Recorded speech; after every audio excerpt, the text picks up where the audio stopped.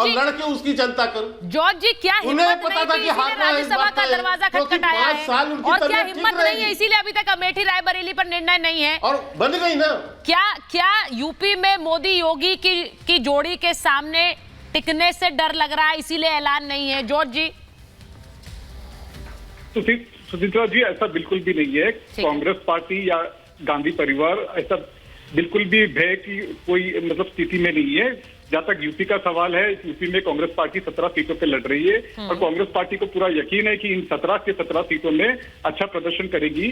और जहां तक रायबरेली और अमेठी की सवाल है कि कांग्रेस पार्टी अपना प्रत्याशी उधर जल्द से जल्द उतारेगी और हमें पूरा यकीन है कि हम उधर पे भी जीत हासिल करेंगे। जहां तक मैं के शर्मा जी को कह दूं कि प्रधानमंत्री जो है एक संवैधानिक पद पर बैठे हैं, हमें प्रधानमंत्री का पूरा आदर करना है और हम करते भी आदर। राहुल गांधी का कंटेक्ट जो कहने का था वो बिल्कुल भी उनको नीचे गिराने का नहीं था और नीचे गिराना दिखाना भी नहीं था।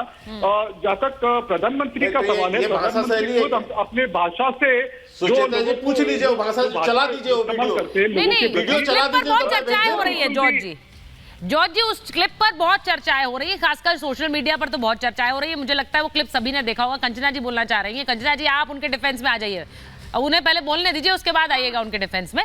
लेकिन पहले मुझे बताइए, उस क्लिप की बहुत चर्चाएं हो रही है। नहीं, मैं आ रही हूँ, मुझे पता है आप अच्छा डिफेंस देंगी, पहले उन्हें तो देने दीजिए अपनी पार्टी के लिए। जॉर्ज जी, मुझे ये बताइए कि ये जो क्लिप चल रही है, और वो सही कह रहे हैं, उसको सोशल मीडिया पर भी वायरल है, आपने भी सुनी होगी ज़ैनब जी, आपने भी सुनी होगी धर्मेंद्र जी। उस क्लिप में वो जिस तरह बोल रहे हैं, ये करेगा, डर गया है, जिस तरह से वो बोल रहे हैं, प्रधानमंत्री ने खुद आज रैली में उसके बारे में बात की है और उन्होंने कहा कि ये किस तरह से भाषा की, और उन्होंने सवाल सीधा मेरा ये कि जो वो करते हैं उसको, उस पर वो एक तरह का सेल्फ गोल क्यों हो जाता है और उसको भुना जाती है सामने वाली पार्टी यानी बीजेपी। प्रधानमंत्री ने उसका रैली में जिक्र कर दिया और लोगों से कह दिया आप बुरा मत मानिएगा, हमें तो पता है, हम कामदार हैं, हम इसी तरह काम करते रहेंगे। आप लोगों के लिए मुद्दा हो गया वो। सुचित्रा जी, जहां तक राहुल गांधी का सवाल है, अगर हमारे नेता राहुल गांधी के भाषा को लेकर प्रधानमंत्री को ठेस पहुंची है तो ये नेशनल टेलीविजन पे मैं खुद इसकी मैं माफी मांगता हूं और I am sorry for that. But जहां तक राहुल गांधी का सवाल है, राहुल गांधी का बिल्कुल भी ये दृष्टिकोण नहीं था कि प्रधानमंत्री की पद या प्रधानमंत्री को नीचा दिखाए। जॉर्ज जी, ये बहुत बड़ी बात है, आप ये नेशनल टेलीविजन पर ये भी कह रहे हैं कि उनका मकसद नहीं था और मैं माफी मांगता हूं, तो मुझे लगता है कि ये अपने आप में बड़प्पन है, ये आपका बड़प्पन है कि आप टेलीविजन पर ये कह रहे हैं। ये इसकी मैं तारीफ करना चाहती हूं क्योंकि जिस तरह उन्होंने बोला, अब ये तो एक तरह से सरेंडर है। ज़ैनब, एक बार आपके सारी हूं, फिर कंचना जी के पास जाऊंगी। ज़ैनब, वो जो बात बार बार हो रही है, अपर्णा यादव ने आज बहुत बड़ा हमला बोला, उन्होंने कहा अखिलेश यादव का उतरना। धर्मेंद्र जी सुन लीजिए, जो घर की छोटी बहू है उनका हमला आया है। वो कह रही है कि ये नरेंद्र मोदी की प्रेजेंस है जिसकी वजह से बड़े नेताओं को निकलना पड़ रहा है और चुनावी मैदान में उतरना पड़ रहा है, क्योंकि मोदी का डर है कि अब नेता घर में बैठकर नहीं सोच सकते हैं कि हम चुनाव जीतेंगे, उन्हें लड़ना पड़ेगा चुनाव। ज़ैनब जी, आप इससे सहमत हैं? बिल्कुल सहमत हूँ। ये पूरा परिवार सहित पूरा जो यादव परिवार है, मुलायम सिंह यादव जी का परिवार है, वो तो सभी अब उतर गए हैं मैदान में और अखिलेश यादव जी को अब अपना नाम सामने लाना था, क्योंकि सच्चाई यही है कि जो समाजवादी पार्टी का काडर है, जो मैं इससे पहले जो पॉइंट बोल रही थी, वो बहुत ही जो बोलते हैं, एक उनमें एक रोष है, उनमें एक डिसअपॉइंटमेंट है कि हमारे जो अध्यक्ष है वो ही हमें इतना कंफ्यूजन के साथ आगे ले रहे हैं, कोई क्लैरिटी नहीं है। और मैं ये आरजेडी की जो प्रवक्ता है उनको ये बताना चाहूंगी कि हाँ, मैं बड़े बड़े शब्दों का इसलिए इस्तेमाल कर रही हूँ क्योंकि हमारी सोच बड़ी है और हम अपने कार्य पर ज्यादा ध्यान देते हैं, इसलिए हम अपनी सोच को क्लियर रखते हैं और हमारी विजन क्लियर है, इसलिए मैं बड़े बड़े शब्दों का इस्तेमाल कर रही हूँ। और मैं एक चीज बड़ी क्लैरिटी से बोलना चाहती हूँ कि जब हम प्रत्याशी सामने लाते हैं, उनके लिए कैंपेनिंग करते हैं, ये एक तरीके से जो हमारा जो लोग हैं जिनको हम बोल रहे हैं वोट करने के लिए, ये हम उनका कॉन्फिडेंस गेन करने के लिए कह रहे हैं। अगर आप इसी चीज पे इतने कंफ्यूज्ड हैं तो आप वोट किस मुंह से मांग रहे हैं अपने लोगों से? तो इसी बात से मैं ये कहना चाहती हूँ कि समाजवादी पार्टी देख पा रहा है कि उनकी हार निश्चित है, इसलिए वो, अगर आप देखें, कोई भी अभी जो अखिलेश यादव जी और राहुल गांधी, उन्होंने कहा कि एक जीत सुब्रत पाठक को भले ही मिल गई हो, मैं ये इसलिए पूछ रही हूँ, उन्होंने कहा ये उनकी आखिरी जीत होगी, पहली और आखिरी। ये शिवपाल यादव भी कह रहे हैं पहली और आखिरी जीत है सुब्रत पाठक की, क्योंकि यहां से अखिलेश यादव का उतरना, और मैं इस बात को एक असेसमेंट भी के तौर पर भी जानना चाह रही हूं, अखिलेश यादव कन्नौज से उतरेंगे, क्या उनको हराना मुश्किल होगा? It won't be easy for BJP वहां से। जी, आपको क्या लगता है?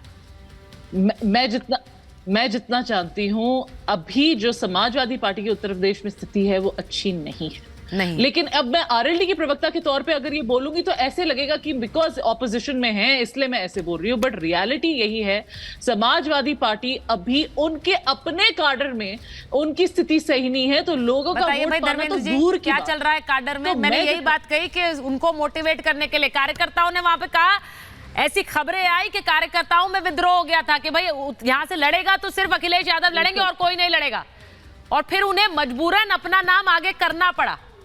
सुचरिता जी, मैं आरएलडी की प्रवक्ता का बड़ा सम्मान के साथ जवाब देना चाहूंगा। बोलिए। इनको ये नहीं पता है कि समाजवादी पार्टी किस विजन से चलती है। मुझे इस बात का बेहद अफसोस है।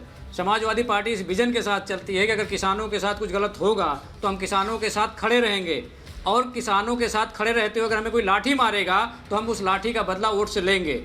क्या आरएलडी की प्रवक्ताएं भूल गई, आदरणीय जयंत चौधरी को योगी जी की पुलिस ने लाठियों से इतना मारा था, दीवार पे खड़ा करके लाठियां मारा था पुलिस वालों ने। आज भारतीय जनता पार्टी के साथ मिल करके अगर किसानों के हितों को पीछे छोड़ करके अपने आप को बड़ा नेता बताने का प्रयास करती हैं तो ये मुबारक हो। हम उन जनता के साथ, उन किसानों के साथ हमेशा खड़े रहेंगे। ये हमारा विजन है, जनता को लेकर के, किसानों को लेकर के। रही बात दूसरी, जो के शर्मा जी कह रहे थे, के शर्मा जी दूसरे को ज्ञान तो बांट रहे हैं, लेकिन सोनिया जी ने बाकायदा चिट्ठी लिख के बताया था कि मैं स्वास्थ्य कारणों से चुनाव नहीं लड़ रही हूं, और सोनिया जी मुझे लगता है इनके मां की उम्र की होंगी, और उनपे ये कह रहे कि वहां से चुनाव मैदान छोड़ के भाग गई। तो ये भारतीय जनता पार्टी की जो परंपरा है उससे लोकतंत्र कमजोर हुआ है, और लोकतंत्र की मान्यताओं में मेरे ख्याल से बहुत गिरावट आई है। उसके लिए भारतीय जनता पार्टी के एक बड़े बड़े नेता जिम्मेदार हैं। केशव प्रसाद मौर्य का बयान आप सुना रही थी। केशव प्रसाद मौर्य खुद चुनाव हार चुके हैं, और हारे हुए नेता को डिप्टी सीएम बना करके लोकतांत्रिक मूल्य को खत्म करना भारतीय जनता पार्टी की परंपरा है। इसीलिए इनसे उलूल जुलूल बयान दिलवाने के लिए उन्हें डिप्टी सीएम बनाया गया है, तो बयान देंगे। आज जो पहले फेज का चुनाव है, पहले फेज के चुनाव के नतीजों के हिसाब से जो वोट पोलिंग हुई है, और जो चलिए मैं आपसे पूछ लेती हूँ, कंचना जी ने एक एस्टिमेट दिया था, मैं उनके पास जाऊं उससे पहले। पैटर्न नहीं बदल दिया। नहीं, कंचना जी ने एक एस्टिमेट दिया, उन्होंने कहा 40 में से 40 बिहार में हम जीत रहे हैं। आप कितनी जीत रहे हैं यूपी में? फिर मैं के शर्मा जी से जवाब ले लूं।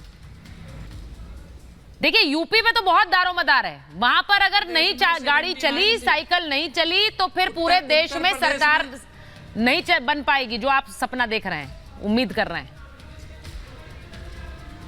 उत्तर प्रदेश में 79 सीट हमारी है, और एक पर लड़ाई है जिसपे भारतीय जनता पार्टी एक सीट पे लड़ रही है। आज भारतीय जनता पार्टी से इस देश और प्रदेश तो मैंने ठीक ही कहा ना, 120 किसानों को भारतीय जनता पार्टी यूपी बिहार से 120 और उसको टिकट दिया, वो चुनाव जीत जाएंगे। मुझे नहीं, अच्छा 79 पे देखिए जॉर्ज जी भी हंस रहे हैं। अब मुझे नहीं पता वो किस लिए हंस रहे हैं, वो सोच रहे हैं कि रियलिस्टिक पिक्चर दो भाई, क्यों ऐसी पिक्चर दे रहे हो, वो क्यों हंस रहे हैं मुझे नहीं पता है, लेकिन 120 हो गया अब, और ये सही आकलन है। 40 + 80 120। के